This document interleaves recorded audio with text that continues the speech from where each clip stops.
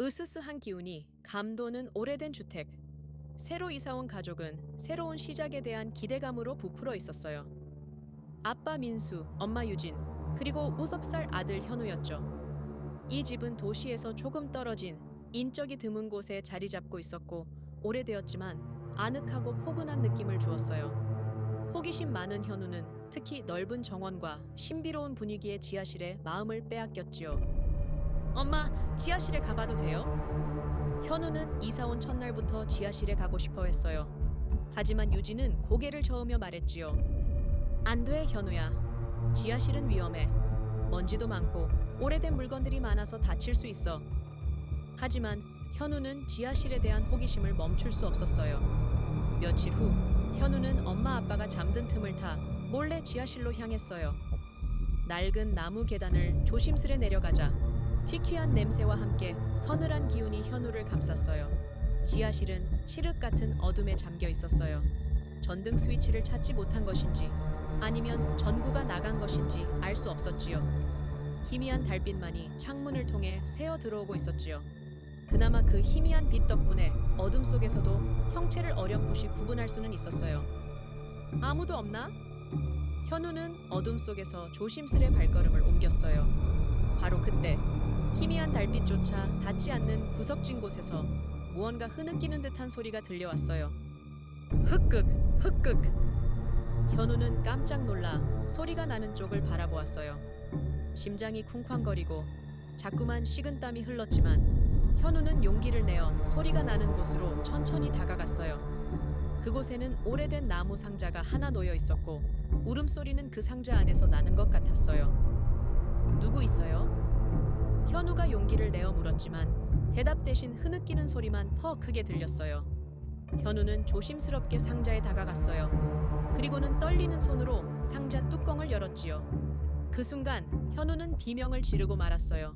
상자 안에는 작은 여자아이가 웅크린 채 울고 있었거든요.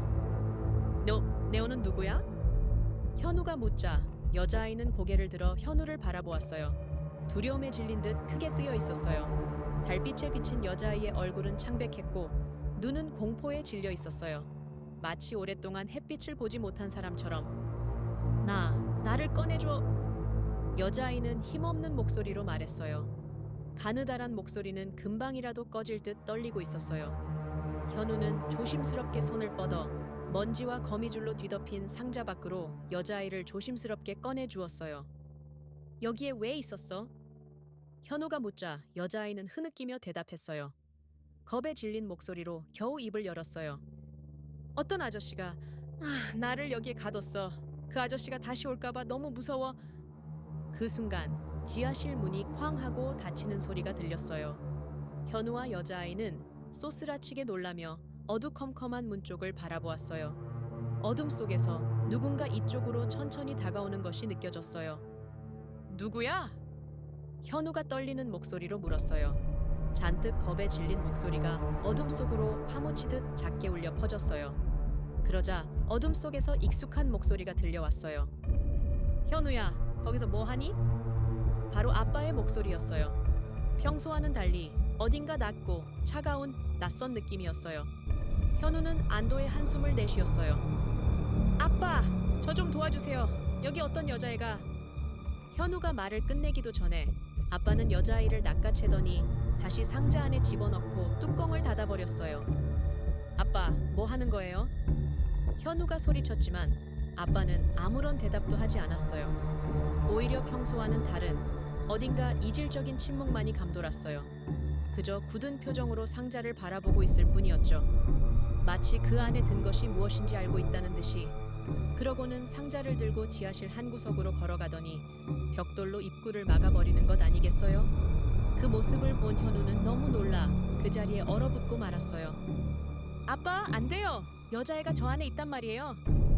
현우가 울부짖었지만 아빠는 들은 척도 하지 않았어요. 마치 다른 사람처럼 현우의 절규는 아빠에게 닿지 않는 듯했어요. 벽돌을 다 쌓은 아빠는 섬뜩한 미소를 지으며 현우에게 다가와 말했어요. 현우야, 이제 집에 가자. 여긴 네가 있을 곳이 아니야.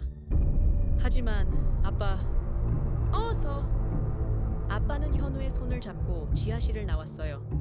현우는 지하실에 갇힌 여자아이가 걱정되었지만 무서운 아빠의 표정에 아무 말도 할 수 없었어요. 다음 날 아침 현우는 엄마에게 어젯밤에 있었던 일을 이야기했어요. 하지만 엄마는 현우의 말을 믿지 않았어요. 현우야, 무슨 소리 하는 거니? 지하실에는 아무도 없어. 아마 무서운 꿈을 꾼 거 아닐까? 현우는 가슴 한 구석이 꽉 막힌 듯 답답해져 왔어요. 분명히 지하실에서 여자아이를 보았는데 아무도 자신의 말을 믿어주지 않았으니까요. 그날 이후 현우는 매일 밤 지하실에서 들려오는 울음소리에 시달렸어요. 하지만 아빠는 여전히 지하실에 아무도 없다고만 할 뿐이었죠. 현우는 혼란스러웠어요. 과연 자신이 본 것이 정말 꿈이었을까요? 아니면 정말 지하실에 갇힌 여자아이가 있었던 것일까요? 그리고 왜 아빠는 그토록 지하실의 비밀을 숨기려고 하는 걸까요? 현우는 홀로 그 미스터리를 파헤치기로 결심했지만 그것이 얼마나 위험한 일인지 그때는 미처 알지 못했어요. 그 뒤로 현우를 본 사람은 아무도 없었지요. 마치 처음부터 그 집에 없었던 것처럼 현우는 흔적도 없이 사라져 버렸어요. 그 집 지하실에서는 여전히 매일 밤 흐느끼는 소리가 들려왔지만 그 소리의 정체를 아는 사람은 아무도 없었답니다.